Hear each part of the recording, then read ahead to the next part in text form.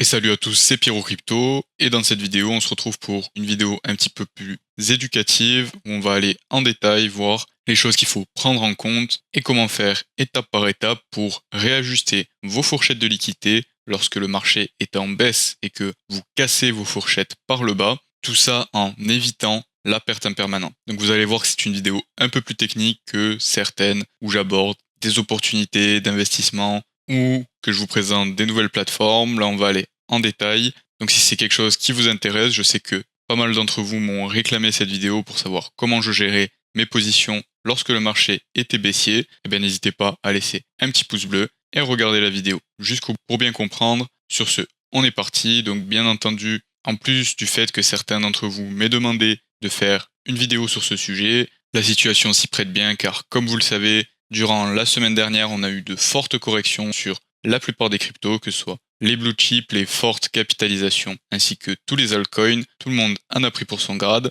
On a eu des corrections entre 30 et 40% sur les altcoins et une dizaine de pourcents sur Ethereum et Bitcoin. Donc on est parti de suite. Comment réajuster vos fourchettes quand le marché est à la baisse en évitant la perte impermanente. Si vous ne savez pas ce qu'est la perte impermanente, ici je vais expliquer brièvement, mais je ne vais pas aller en détail. Je vous ai fait une vidéo dédiée sur cette chaîne où je vous explique tout de A à Z et comment la calculer avec des outils dédiés. Cette vidéo, je vous la laisse en description et en fiche. Elle est pas très longue, je vais directement dans du concret, je vous explique tout et je vous donne les outils pour le calculer, donc je ne vais pas le refaire ici, je vous laisse aller la consulter si c'est quelque chose qui vous intéresse. Donc ici en exemple, on va prendre une paire entre de l'Ethereum et du dollar américain, donc ETH USDC, comme exemple pour imager mon propos. Donc pour l'exemple, on va fournir 1000 $ de liquidité dans cette paire avec un prix de l'Ether à 3000 $ et l'USDC à 1 $ bien évidemment. Donc ça nous donne, comme vous le voyez ici, 0,1543 ETH et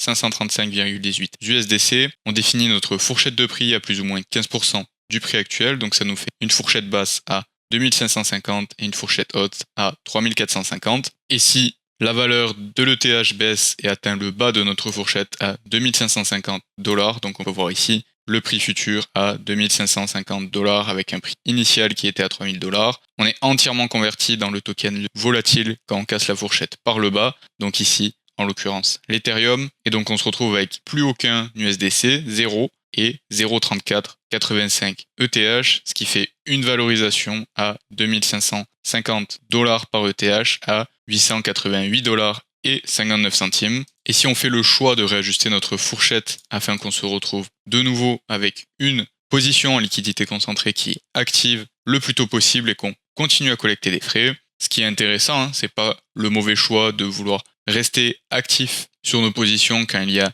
une baisse sur les marchés, car qui dit volatilité dit volume, et quand il y a du volume, on collecte beaucoup de frais, donc ça peut être très profitable. Mais par contre, si vous faites le choix de nouveau définir une fourchette à plus ou moins 15%, comme vous l'aviez fait précédemment, on peut voir que ces 888,59 $ sont divisés à peu près à 50-50 entre les deux actifs, l'USDC et l'Ethereum, et que si on refait le même exercice vers le haut, c'est-à-dire qu'on part avec notre fourchette actuelle d'un prix de l'Ethereum à 2550 $ et qu'on va vers un prix futur de l'Ethereum à 3000 $, donc on revient à notre point initial au moment où nous avions investi nos 1000 $, eh bien, on ne retrouve pas nos 1000 $, on se retrouve à seulement 918,42 $ par rapport aux 1000 $ de capital initial que nous avions fourni en liquidité, ce qui fait que nous aurions une perte impermanente de 81,58 $, soit 8,15% de perte impermanente. Donc bien entendu, durant tout ce temps, nous avons collecté des frais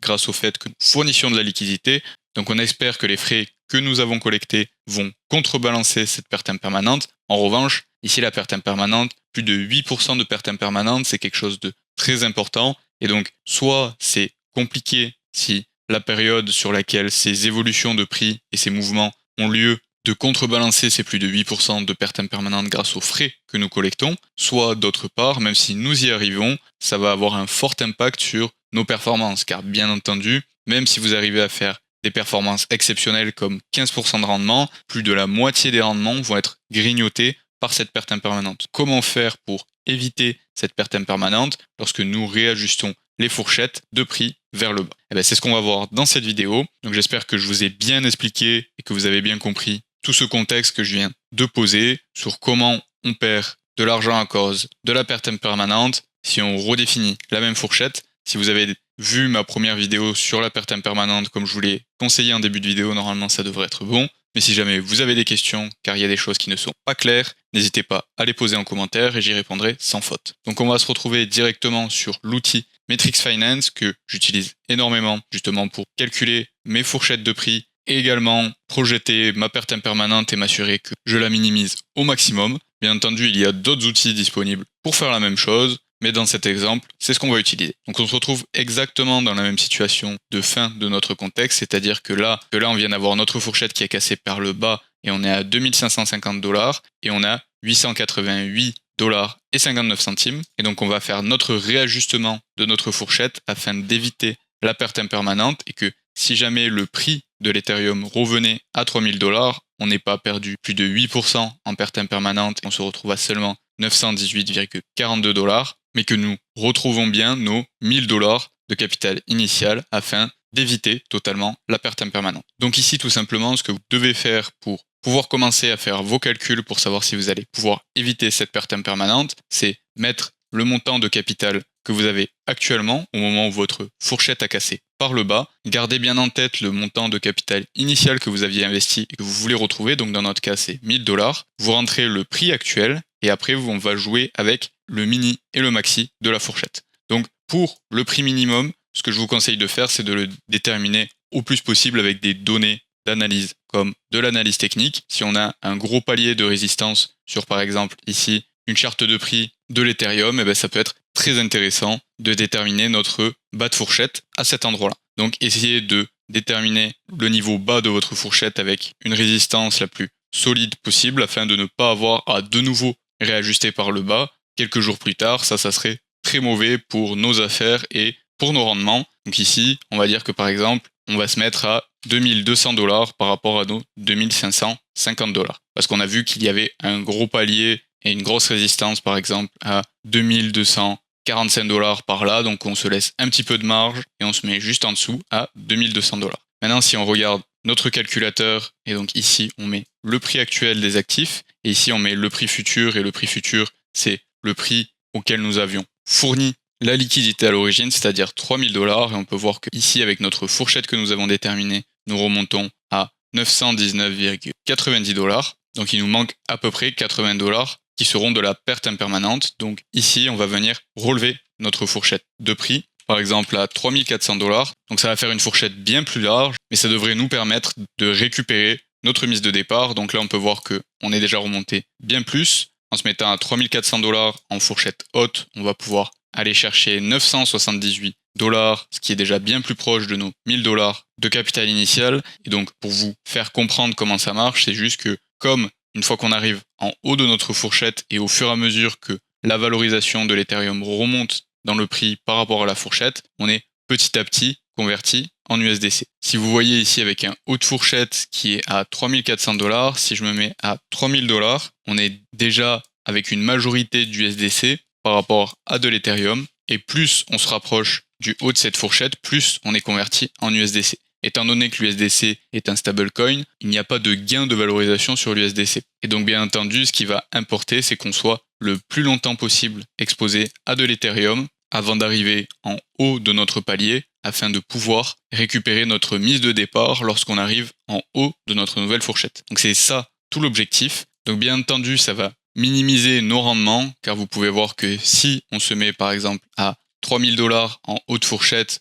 on nous projette 43% de rendement par mois. Donc là, ne faites pas attention au rendement, ils ne sont pas représentatifs car les prix et la fourchette de prix que j'ai déterminés sont en dehors des prix actuels. Et donc, comme vous pouvez le voir, personne ne fournit de la liquidité dans cette fourchette de prix car, bien entendu, le prix ne s'y trouve pas. Donc comme il y a très peu de liquidité à cet endroit-là, si jamais des transactions étaient faites à cet endroit-là et que je fournissais ma liquidité à cet endroit-là, je gagnerais beaucoup de frais, étant donné que je suis un des seuls à fournir de la liquidité à cet endroit-là. Mais comme vous pouvez le voir, le prix actuel est vers les 3000$ et donc c'est logique que personne ne fournisse, très peu de gens en tout cas, fournissent de la liquidité à 2500$ ou encore moins à 2200$. Donc juste pour indication, prenez en compte que par exemple ici on nous donne des revenus et des rendements projetés mensuels de 43%, et quand je passe par exemple à 3500$, on peut voir qu'on descend à 29%. Donc on perd presque un tiers de nos rendements projetés en élargissant cette fourchette, car bien entendu, notre capital est bien moins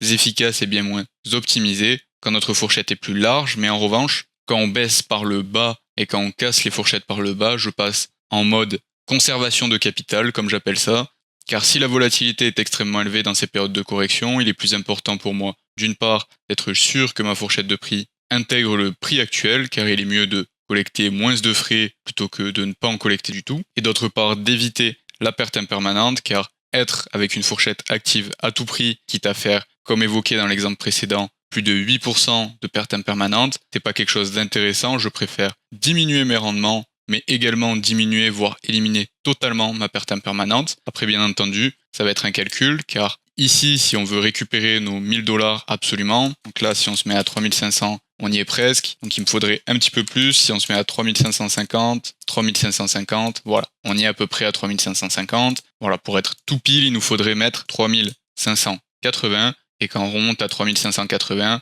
on aurait retrouvé nos 1000 dollars. En revanche, c'est à vous de faire la part des choses, parce que là, la fourchette est très large et on a perdu une grande partie de notre efficacité et de notre optimisation sur la fourchette de prix, dont nos rendements sont bien moins élevés quand on était par exemple à 3000 dollars. À 3580 en haute fourchette, on est à plus de 40% du prix actuel et ça diminue grandement nos rendements. Donc il y a peut-être un juste milieu à trouver, car là, effectivement, nous éliminons totalement la perte impermanente au moment où remontons en haute fourchette, nous avons récupéré la totalité de notre capital initial. Et quand nous allons de nouveau ajuster notre fourchette vers le haut par rapport à notre investissement initial où nous avons déployé notre liquidité, il n'y aura eu aucune perte impermanente et vous aurez que du bénéfice grâce à tous les frais que vous avez pu collecter pendant toute cette volatilité et tout le volume qu'il y a eu sur le marché. En revanche, il est certain que vos rendements n'auront pas été les plus optimisés. Donc il y a peut-être un juste milieu à trouver en disant bon, j'accepte de prendre un petit peu de perte impermanente en me mettant par exemple à 3300 en haut de range. Et si je dis que je suis à 3300, on peut voir que j'aurai 35 dollars environ, donc 3,5% de mon capital qui sera perdu à cause de la perte impermanente. En revanche, mes rendements sont quand même plus intéressants. Et donc, est-ce que l'optimisation de ma fourchette de prix et les rendements que j'aurai collectés en plus seront plus intéressants pour moi et plus avantageux pour moi que la perte impermanente que j'aurai réalisée? Ça, c'est quelque chose à équilibrer et sur laquelle il faut faire la part des choses pour trouver son juste milieu, car effectivement, dans ces périodes de correction et de retracement, on a beaucoup de volatilité et beaucoup de volume, donc avoir quand même des fourchettes de prix qui sont optimisées pour collecter ces frais de transaction qu'on a durant ces périodes de haute volatilité, ça peut être également très intéressant et très lucratif. Donc voilà, j'espère que ça aurait été clair, j'espère que vous avez bien compris comment on peut jouer avec le haut de la fourchette afin d'éviter la perte impermanente et de retrouver son capital initial lorsque le prix remonte en haut de cette fourchette. Comme évoqué plus tôt, si jamais vous avez des questions ou quelque chose que vous n'avez pas bien compris, je vous invite à les poser en commentaire et j'y répondrai sans faute. Bien entendu, si vous avez apprécié cette vidéo, laissez-y un petit pouce bleu, abonnez-vous pour ne pas rater les nouvelles qui sortent chaque semaine et sur ce, je vous dis à la prochaine.